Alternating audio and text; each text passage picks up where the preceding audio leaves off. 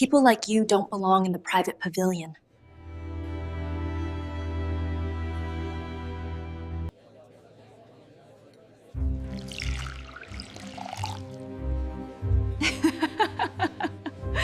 Take your wet papers and your welfare attitude and get out before security throws you onto the pavement. The glass of expensive Cabernet Sauvignon splashed across the thick white linen table, expanding like a fresh blood stain, before the remaining dark red liquid drenched the 84-page federal audit report lying open on the table. The sudden sharp clink of the heavy crystal base, striking the wood underneath, echoed through the private dining salon of the Grand Beaumont Hotel in downtown Savannah, like a muffled gunshot slicing cleanly through the quiet hum of low-voiced corporate deals and silver cutlery. Every head in the room turned. A corporate attorney from a trillion-dollar hedge fund suspended his silver fork midair. A woman sitting near the tall, arched windows pressed a linen napkin to her mouth. In the suffocating, freezing silence that instantly followed, Harper Sterling stood over the table, her diamond bracelets rattling faintly, her lips curled into that sharp, cold smile that had been meticulously practiced in front of full-length mirrors since her private school days in New England. It was the smile of a young woman who had never once in her 24 years been told no, a girl who genuinely believed the world was simply an asset her family had already purchased from the state. The man she had just humiliated did not flinch. He did not blink. He did not lean back to avoid the dark red droplets dripping from the edge of the mahogany table onto his worn leather shoes. Dr. Elijah Vance sat perfectly still, the way a veteran field investigator sits when he has already calculated the exact trajectory of a falling empire. His skin was deep, unbroken obsidian, capturing the amber glow of the crystal chandeliers and holding it in the quiet lines around his eyes. He was 51 years old, wearing an unpressed charcoal jacket from a retail outlet and a plain silver watch that had belonged to his father. To anyone else in the room, he looked like a low-level clerk who had somehow wandered past the velvet ropes of the city's most exclusive corporate gala. Harper did not know it yet, but she had just committed the single most catastrophic error of her privileged life. She looked down at him, her eyes narrowed with a visceral, multi-generational disdain that she didn't even try to hide. "People like you don't belong in the private pavilion," Harper said, her voice dripping with a casual, venomous arrogance that carried perfectly to the adjacent tables. "This section is reserved for the platinum benefactors of Vanguard Health Systems. We don't allow administrative assistants from the public clinic to sit here and ruin the atmosphere. Pick up your wet papers, take your welfare attitude, and get out before I have the building security throw you onto the pavement where you belong." The crowd remained frozen. Nobody spoke. Nobody intervened. The hotel manager, standing by the antique pillar, went completely pale but chose to look away, recognizing the Sterling family crest on Harper's gold-embroidered handbag. Her friends at the next table chuckled softly, one of them raising a smartphone to capture the amusement for social media. But Dr. Vance merely looked down at his ruined papers, then looked up, his dark eyes locking onto hers with a heavy, unblinking authority that made Harper's breath catch for a microsecond. He didn't raise his voice. He didn't offer an apology. Instead, he reached into his jacket pocket and pulled out a plain black encrypted device, placing it flat on the damp linen. Harper laughed, a sharp, mocking sound. "What is that? You think some cheap phone is going to save your job? My father owns the board of this hospital, and he funds the very ground you're standing on. You are nothing in this city." Dr. Vance looked at the device, then back at her. "Power doesn't make anyone large, Miss Sterling," he said, his voice a low, gravelly baritone that possessed the weight of an oncoming storm. "It just makes your choices louder, and you have just made a very loud choice." He pressed a single button on the device. The call connected instantly, bypassing the local network entirely. "Marcus," he said into the receiver, his voice entirely devoid of emotion. "It's Vance. Execute the federal injunction on Vanguard Health Systems immediately. Freeze the accounts. Seal the laboratory doors at the Northside facility." "We are done waiting." He cut the line before the person on the other side could respond, the call lasting exactly 24 seconds.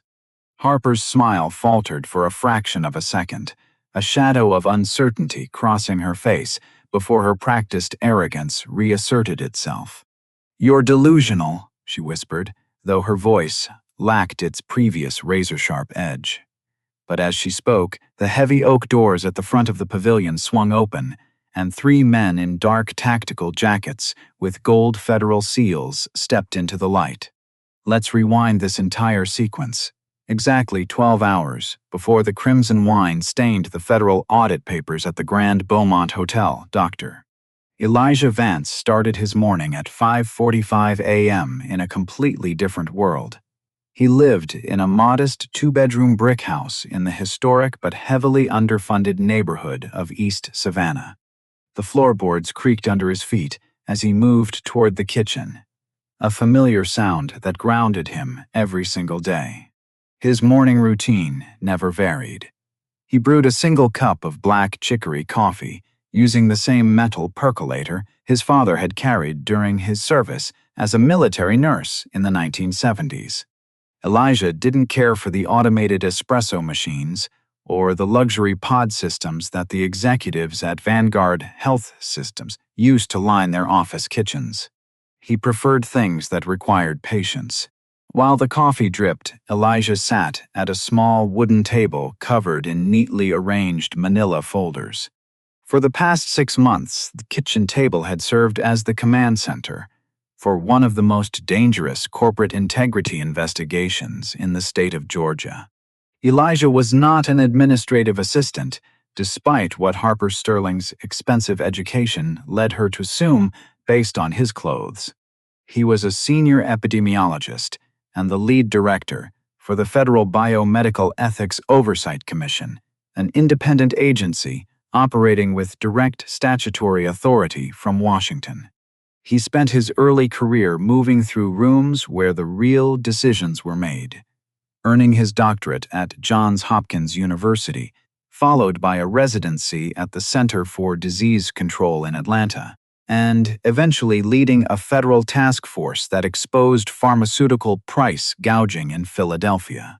He was a man who understood numbers, and more importantly, he understood how corrupt institutions hid their casualties behind complex spreadsheets. At 6:30 a.m., Elijah opened a heavily encrypted laptop to review the automated alerts from the clinical databases of Vanguard Health Systems. The screen illuminated his face, casting deep shadows over his dark skin. Vanguard was the largest health provider in the region, operating 4 major hospitals, 12 urgent care centers, and sprawling, state-of-the-art research laboratory in the wealthy Northside district. The company was spearheaded by Julian Sterling, Harper's father, a billionaire developer who had transitioned into medical infrastructure after securing massive state subsidies. To the public, Julian Sterling was a saint. His face was plastered on billboards across Savannah, beneath slogans that read, "Vanguard, healing our community, together."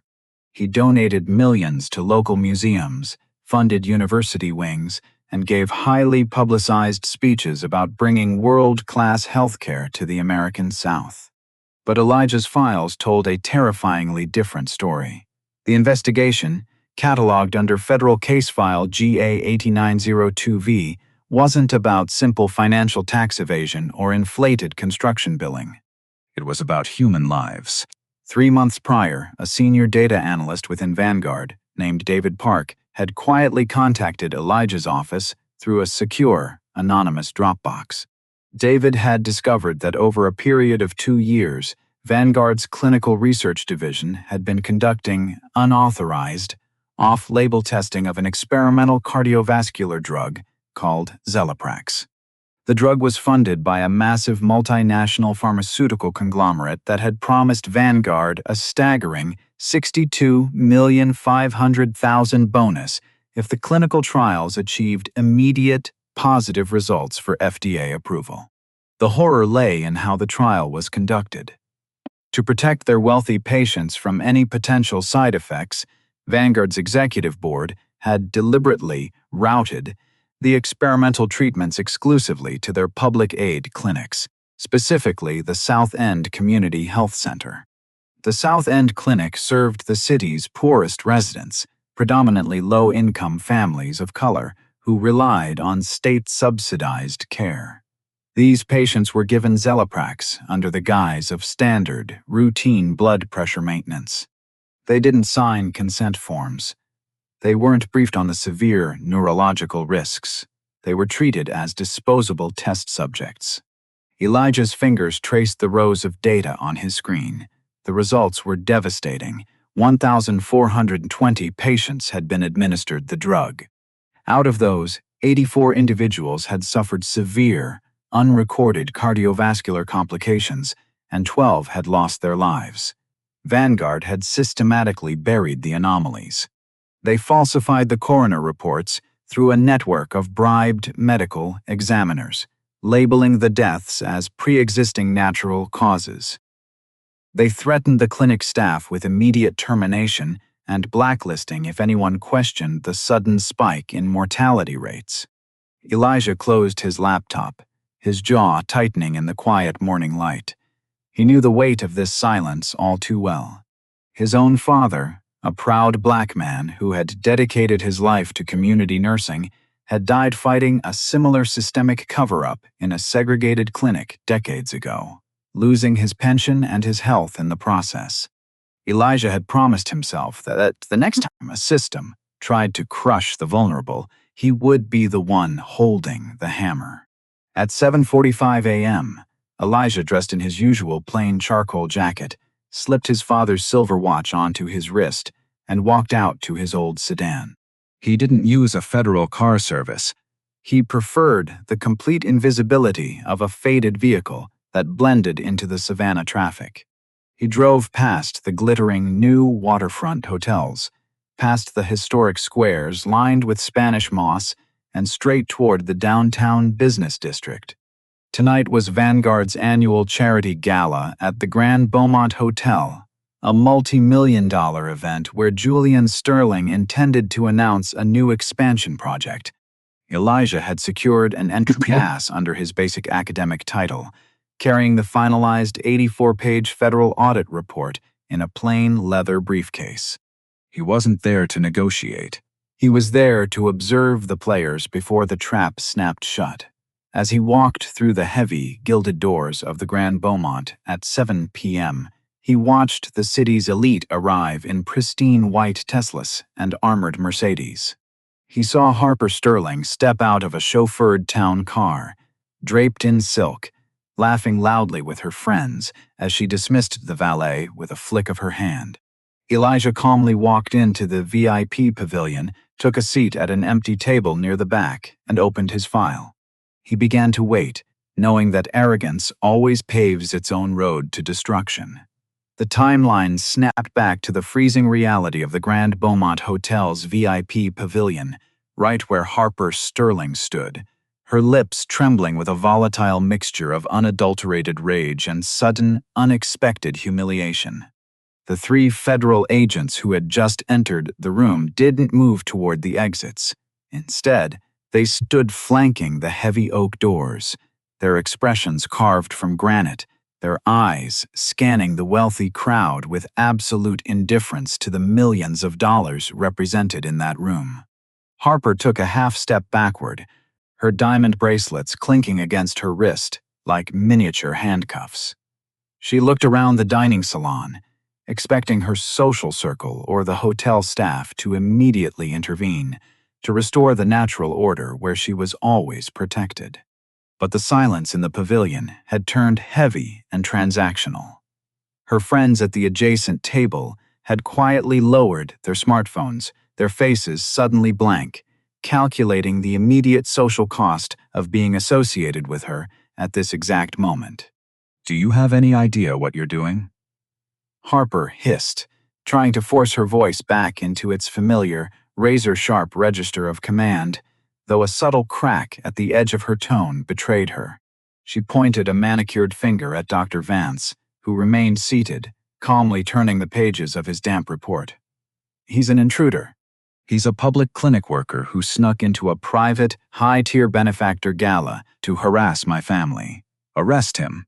The lead agent, a veteran investigator named Marcus Vance, who happened to share a last name with Elijah but no blood relation, didn't look at Harper.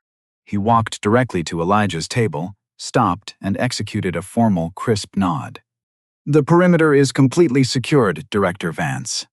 The digital assets have been locked down by the Cyber Division, and the administrative offices at Vanguard's corporate headquarters are being sealed as we speak. The word director bounced off the crystal chandeliers, dropping into the room like a lead weight. Harper's breath hitched completely. She looked from the federal badge on the agent's chest to the calm, unblinking obsidian face of the man she had just told to take his welfare attitude onto the pavement. "Director?" she whispered, her hands tightening around her gold-embroidered clutch. Before she could process the shift in power, the crowd at the front of the pavilion parted, and Julian Sterling himself stepped into the light. The 56-year-old billionaire executive looked exactly like his campaign billboards. Silver hair perfectly coiffed, a charcoal-tailored Armani suit molding his tall frame, and an expression of easy, unshakable confidence. He had spent 2 decades purchasing loyalty in Savannah. And he moved through the room with the absolute certainty of a man who believed every crisis had a predetermined price tag. "What is the meaning of this disruption?" Julian said, his deep, resonant voice instantly filling the space designed to soothe his nervous investors. He stepped between his daughter and the federal agents, offering a polished, professional smile. "Agents, I'm sure there's been a massive bureaucratic misunderstanding. This is a private charity event for the health of our community. If there's an administrative issue with our licensing or our tax documentation, my legal team can settle it at your field office at 9 a.m. sharp tomorrow morning." He looked down at Elijah, his eyes narrowing slightly as he recognized the file folders on the table. Julian's smile didn't fade, but it hardened into something predatory. "And you must be Dr. Vance. I've heard your name mentioned by some of my lower-level compliance officers. You've been asking a lot of questions about our public aid clinics. I admire your work ethic, Doctor, but a public hotel lobby isn't the place for a low-tier federal worker to make a scene. Let's step into the private office upstairs. I'm sure we can find a mutually beneficial arrangement for your research department." It was a textbook execution of systemic arrogance. Julian wasn't yelling. He was offering a bribe wrapped in the language of administrative cooperation, completely confident that a man in a cheap retail jacket would gladly accept a lifeline from a billionaire. Elijah Vance didn't stand up. He closed the manila folder, placed his large, steady hands flat on the table, and looked directly into Julian Sterling's eyes. The contrast between them was total. Julian, silver-haired and radiant with artificial light. Elijah, deep dark-skinned, completely grounded in the shadows, possessing a gravity that couldn't be bought. "There is no misunderstanding, Mr. Sterling," Elijah said, his baritone voice cutting through Julian's polished exterior. "And there will be no meetings upstairs. I am not here to audit your taxes. I am here to serve a federal emergency injunction under Title 42 of the United States Code, authorized by the District Court for the Southern District of Georgia at exactly 5:12 p.m. this evening." Elijah picked up the black encrypted device from the table and stood up slowly, his full height instantly commanding the space. "For the past 184 days, my office has been documenting the clinical trials of Zelaprax at your South End facility. We have the internal emails. We have the digital logs showing how you bypassed patient consent protocols. And we have the full, verified names of the 12 citizens who died because your board wanted to secure a $62 million pharmaceutical bonus. The mention of the drug name and the exact financial figure hit Julian Sterling like a physical blow. The easy, media-ready color drained from the billionaire's face, leaving his skin a pale, sickly gray. His hands, previously open in a gesture of warm cooperation, slowly balled into fists behind his back. "That data is proprietary and unverified," Julian said, his voice dropping an octave, the polished facade completely fracturing to reveal the ruthless corporate dictator underneath. "You have nothing but the baseless allegations of disgruntled former employees. If you attempt to disrupt Vanguard's operations based on stolen, unverified spreadsheets, my legal team will tie your department up in federal litigation until your grandchildren are retired. You will be blacklisted from every research institution in this country before the week is out." "I don't think you understand the mathematics of your current situation, Julian," Elijah said calmly, stepping out from behind the table. He didn't raise his hands, he didn't show anger. He simply stood there with the unshakable weight of a man who brought the truth. The time for litigation has already expired.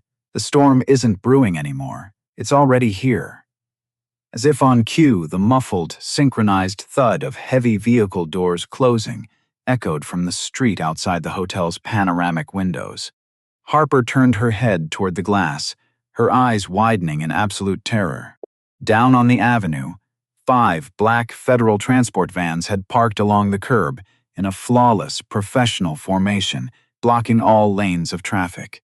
Dozens of agents in high-visibility jackets, with federal tactical insignias, were already crossing the pavement, carrying heavy equipment cases and blueprints of the building. The hotel's grand entrance was being cordoned off with yellow federal crime scene tape, right underneath the massive banner that read, "Vanguard Health Systems, moving our community forward." The wealthy donors inside the pavilion began to panic, a low, terrified murmur spreading through the tables as they realized this wasn't a minor administrative dispute. It was a full-scale federal takedown of the city's most powerful family. The transition from corporate dominance to legal annihilation didn't happen with a dramatic shout. It unfolded with the methodical, cold precision of a falling guillotine. Julian Sterling stood paralyzed in the center of the VIP pavilion as Dr. Elijah Vance did not look away. His deep dark-skinned face remains an unreadable mask of absolute authority. The heavy doors of the pavilion opened once more, and a woman in her mid-50s walked into the room. She wore a dark gray tailored blazer, low heels, and carried a leather portfolio embossed with the gold seal of the United States Department of Justice. Her hair was silver-streaked and pulled back efficiently, and she moved with the calm, terrifying purpose of someone who had spent 30 years destroying corrupt systems in federal courtrooms. It was Eleanor Vance, the Special Federal Inspector General for Medical Infrastructure Fraud, appointed 18 months ago by the Attorney General to clean out systemic corruption in mid-sized southern municipalities. Julian Sterling's eyes widened as she approached the table. He knew her face from national legal journals. She was the one person in the federal system who could not be bought, intimidated, or delayed by political phone calls. "Eleanor, Doctor," Elijah Vance said, executing a brief nod as she reached his side. "The targets are present. The documentation has been served." "Thank you, Elijah," Eleanor replied, her voice low, crisp, and carrying a natural authority that made the remaining hotel staff back away into the shadows. She opened her leather portfolio and laid 3 separate documents flat on the table, directly next to the wine-stained report. "Mr. Sterling," Eleanor said, looking directly at Julian, completely ignoring Harper, who was trembling beside him. "At exactly 5:30 p.m., a federal grand jury in Atlanta returned a true bill indicting you, your brother-in-law Thomas Sterling, and 9 other members of the Vanguard Executive Board on 74 felony counts. The charges include conspiracy to commit biomedical fraud, systemic wire fraud, witness intimidation, and 7 counts of involuntary manslaughter related to the unauthorized testing of Zelaprax at the South End Clinic. Julian's mouth opened slightly, but no sound came out. The polished, silver-haired billionaire looked suddenly ancient, his expensive Armani suit suddenly looking loose on his frames. "This is an outrage." Julian's defense attorney, who had quietly slipped out from a front table, interrupted as he stepped forward, his hands shaking as he adjusted his gold glasses.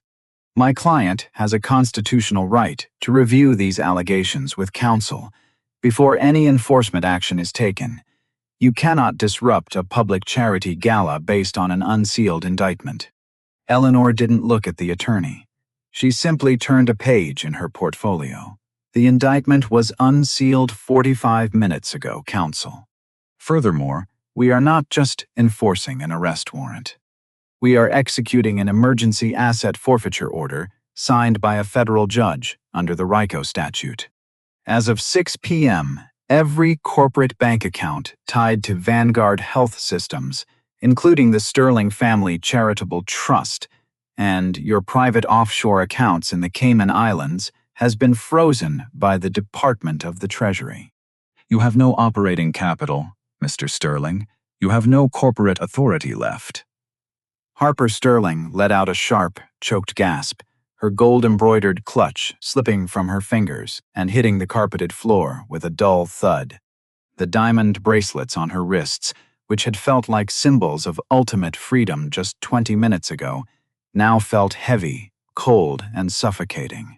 "Father," Harper whispered, her voice smaller and more fragile than it had ever been in her life. "Father, do something. Call the governor. Call someone." Julian didn't answer his daughter. He was doing the brutal mathematics of the situation, running the variables in his mind, trying to find an angle, a loophole, a political favor he could cash in to survive this hour. But every equation he ran returned the exact same result: total ruin. At that exact moment, another figure stepped forward from behind the line of federal agents. It was David Park, the 34-year-old former recording secretary for Vanguard's executive board. He was wearing a plain, neat suit, and his face was completely still as he carried a secure digital drive in his right hand. Julian's eyes locked onto David, and for the first time, a look of pure, visceral terror crossed the billionaire's face. David had been present in every closed-door board meeting for 3 years. He was the one who recorded the minutes, the one who handled the private encrypted audio files for the executive suite. David walked straight to the center table, connected his tablet to the pavilion's integrated high-fidelity sound system, and pressed a single button on the screen. The audio that instantly filled the grand dining salon was crisp, clear, and unmistakable. It wasn't an ambient recording from a distance. It was direct-line audio from Julian Sterling's private office at Vanguard headquarters, recorded 14 months prior. The South End Clinic patients don't have the legal resources to question the documentation. Julian's recorded voice echoed from the ceiling speakers, sounding brisk, cold, and terrifyingly corporate.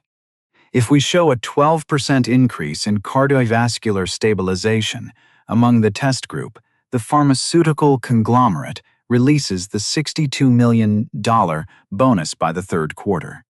If a few of them have complications, the local medical examiner will label it as standard heart failure due to lifestyle factors. They're welfare patients. Nobody is looking at their charts. Just handle it the same way we handled the Riverside account. The recording lasted exactly 42 seconds. When it ended, the silence that returned to the Grand Beaumont Hotel was absolute, heavy with the weight of an undeniable truth. Julian Sterling sat down heavily in the nearest dining chair, his face completely gray, his eyes staring blankly at the wine-stained white linen tablecloth. He didn't look at his daughter.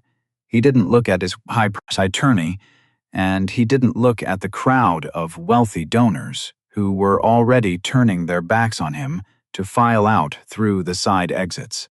Marcus Vance, the lead federal agent, stepped forward and produced a pair of steel handcuffs. "Julian Sterling, you are under arrest for federal crimes against the United States. Hands behind your back."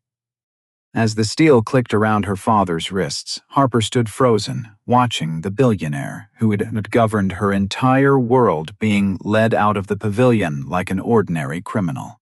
She looked at Dr. Elijah Vance one last time, hoping to find malice or triumph in his eyes. Something she could hate, something she could fight.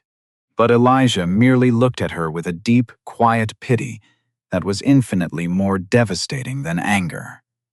He picked up his briefcase, turned his back on her, and walked out into the cool savannah night, leaving her completely alone in the ruins of her father's empire. 6 months later, the long morning shadows fell across the cracked concrete sidewalk of South End, Savannah, a world away from the gilded chandeliers of the Grand Beaumont Hotel. The winter air was sharp and clean, carrying the distant scent of salt from the marshes. Harper Sterling sat on a wooden bench inside the waiting room of the Southside Community Legal Aid Center, a small, underfunded brick building nestled between an old bakery and a laundromat. Her life had unraveled completely, not in a sudden explosion, but in the slow, agonizing evaporation of everything she thought belonged to her. The sprawling estate in the Landings had been seized by federal marshals to satisfy part of the restitution order. The luxury vehicles were gone, and the friends who had once filled her digital feed with constant invitations had vanished into thin air the morning after the arrests. For the first time in her 24 years, Harper had an abundance of unscheduled time, a heavy, quiet emptiness that forced her to look at her own reflection without the distortion of wealth or privilege. Julian Sterling's trial had ended 3 weeks prior with a swift, unanimous guilty verdict on all 74 counts. The former billionaire was now serving a 22-year sentence in a federal penitentiary in North Carolina, his name stripped from the hospital wings and public billboards he'd used to buy his social absolution. Harper hadn't cried when the judge pronounced the sentence. She had simply looked at her hands, realizing that the foundation of her entire existence had been built on the quiet, unrecorded suffering of the people in this very neighborhood. She had found this legal aid center herself, walking through the front door without an appointment, offering to do the basic administrative paperwork that the stretched, exhausted staff rarely had time to finish. Initially, she was terrible at the work. She had spoken when she should have listened, brought superficial solutions to systemic problems she didn't understand, and winced at the cold, direct feedback she received from the supervising attorneys. But she stayed. She learned to sit quietly in the back of the room, to sort through file folders with care, and to look at the clients who came through the door. Mostly low-income families, elderly residents, and working-class citizens of color. Not as a category to be managed, but as individuals with a deep, quiet dignity that no system could strip from them. The heavy glass door of the clinic swung open, and Dr. Elijah Vance walked into the waiting room. He wasn't there for an inspection. He was delivering a set of certified medical monitoring records for a class action restitution file the Legal Aid Center was compiling for the victims of the Zelaprax trials. He wore his usual unpressed charcoal jacket and his father's silver watch, his dark obsidian skin catching the pale winter light from the window. Harper stood up slowly from behind the reception desk, her posture entirely different from the night at the pavilion, smaller, grounded, and infinitely more real. "Dr. Vance," Harper said, her voice dropping into a quiet, conversational tone that possessed none of its old razor-sharp arrogance. "I didn't expect to see you here today." Elijah stopped, looking at her steadily through his plain gonk sunglasses. He didn't offer a polite smile, but the heavy, severe coldness that had defined his gaze at the hotel was gone, replaced by the calm attentiveness of a man who measured people by their actions rather than their history. The federal oversight work is moving into its final phase, Miss Sterling, Elijah said, placing the manila folder neatly on the counter. The South End Clinic has received its Emergency Federal Stabilization Grant, and the new independent board has just approved a comprehensive, free cardiovascular monitoring program for every resident affected by the previous administration's choices. Harper looked down at the folder, her fingers tracing the plain cardboard edge. "I want to apologize," she said softly, looking back up to meet his dark eyes directly. "Not because it fixes anything, and not because I want you to tell me it's okay. It wasn't okay. I made a calculation about your value based on what you wore and where you sat, and I was wrong. I'm trying to learn how to be present in a room without an agenda." Elijah remained quiet for a long moment, the silence between them peaceful rather than suffocating. "Dignity isn't something anyone can take from you, Miss Sterling," he said calmly, his deep baritone carrying the weight of an unshakable truth. "Unless you let them. Power doesn't make anyone large. It just makes their choices louder. What makes a person large is how they treat the people from whom they have absolutely nothing to gain. You are starting to make better choices." He turned and walked back toward the glass door, his heavy footsteps steady on the linoleum floor. Harper watched him go, then sat back down at her desk, pulling a fresh stack of intake files toward her, ready to begin the thumb-lunk, unheralded work of making things right. If this story reminded you that the true measure of power is how we protect the vulnerable, please share it with someone who needs to hear it today. Now, I leave you with 3 philosophical questions to consider in the comments below. 1. If you had been sitting at that VIP table witnessing the humiliation, would you have remained silent to protect your own position, or would you have stood up? 2. Why do you think systems of power so often mistake a quiet, dignified person of color for someone who has no authority? 3. True power. Does it come from the expensive coat of wealth we drape over our shoulders, or from the heavy truth we carry in our hearts? Look closely at the video timeline around the 11:42 mark during the hearing scene. There is a subtle detail involving David Park's tablet that reveals exactly how long the federal team had been recording the Sterling family before the gala began. Tell us in the comments if you caught it.